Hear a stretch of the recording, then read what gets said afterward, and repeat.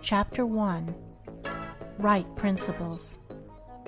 It is wise to know what comes first and what to do first. To begin anything in the middle or at the end is to make a muddle of it. The athlete who began by breaking the tape would not receive the prize. He must begin by facing the starter and towing the mark, and even then a good start is important if he is to win. The pupil does not begin with algebra and literature, but with counting and ABC. So in life, the businessmen who begin at the bottom achieve the more enduring success, and the religious men who reach the highest heights of spiritual knowledge and wisdom are they who have stooped to serve a patient apprenticeship to the humbler tasks, and have not scorned the common experiences of humanity or overlooked the lessons to be learned from them. The first things in a sound life, and therefore in a truly happy and successful life, are right principles.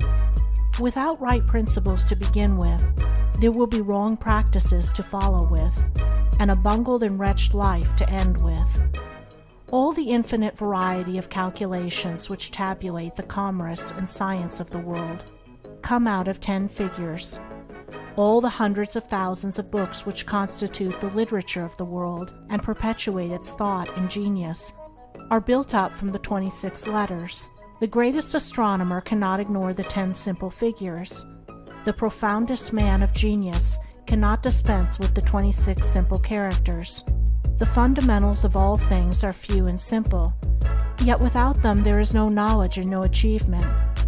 The fundamentals, the basic principles in life or true living, are also few and simple, and to learn them thoroughly and study how to apply them to all the details of life is to avoid confusion and to secure a substantial foundation for the orderly building up of an invincible character and a permanent success. And to succeed in comprehending those principles in their innumerable ramifications in the labyrinth of conduct is to become a master of life. The first principles in life are principles of conduct. To name them is easy. As mere words, they are on all men's lips. But as fixed sources of action, admitting of no compromise, few have learned them. In this short talk I will deal with 5 only of these principles. These 5 are amongst the simplest of the root principles of life, but they are also those that come nearest to the everyday life, for they touch the artisan, the businessman, the householder, the citizen at every point. No one of them can be dispensed with but at severe cost, and he who perfects himself in their application will rise superior to many of the troubles and failures of life, and will come into these springs and currents of thought which flow harmoniously toward the regions of enduring success. The first of these principles is duty. A much hackneyed word, I know, but it contains a rare jewel for him who will seek it by assiduous application. The principle of duty means strict adherence to one's own business, and just as strict non-interference in the business of others. The man who is continually instructing others, gratis, how to manage their affairs, is the one who most mismanages his own. Duty also means undivided attention to the matter in hand, intelligent concentration of the mind on the work to be done. It includes all that is meant by thoroughness, exactness, and efficiency. The details of duties differ with individuals, and each man should know his own duty better than he knows his neighbor's, and better than his neighbor knows his. But although the working details differ, the principle is always the same. Who has mastered the demands of duty? Honesty is the next principle. It means not cheating or overcharging another. It involves the absence of all trickery, lying, and deception by word, look, or gesture. It includes sincerity, the saying what you mean, and the meaning what you say. It scorns cringing policy and shining compliment.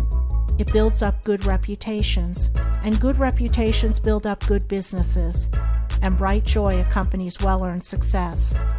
Who has scaled the heights of honesty? Economy is the third principle.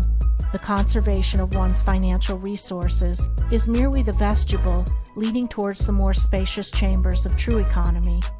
It means, as well, the husbanding of one's physical vitality and mental resources.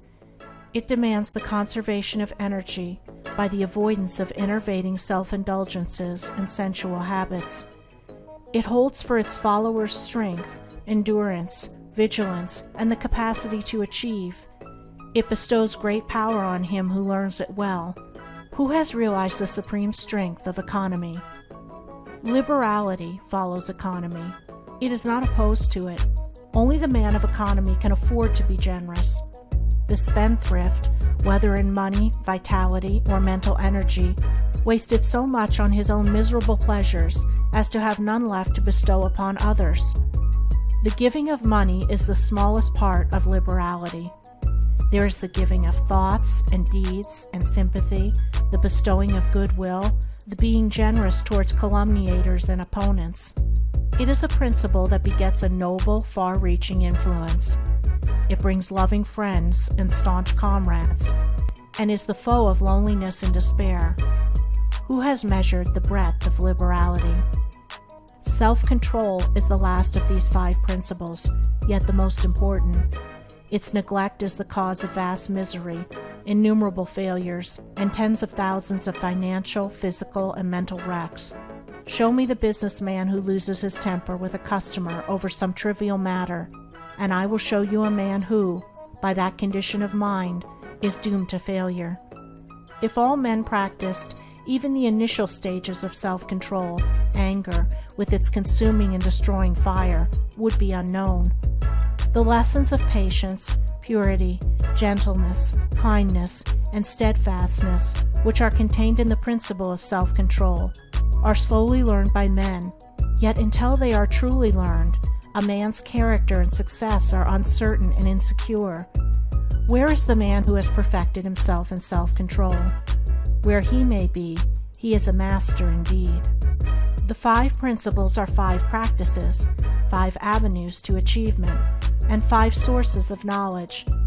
It is an old saying and a good rule that practice makes perfect, and he who would make his own wisdom, which is inherent in those principles, must not merely have them on his lips, they must be established in his heart.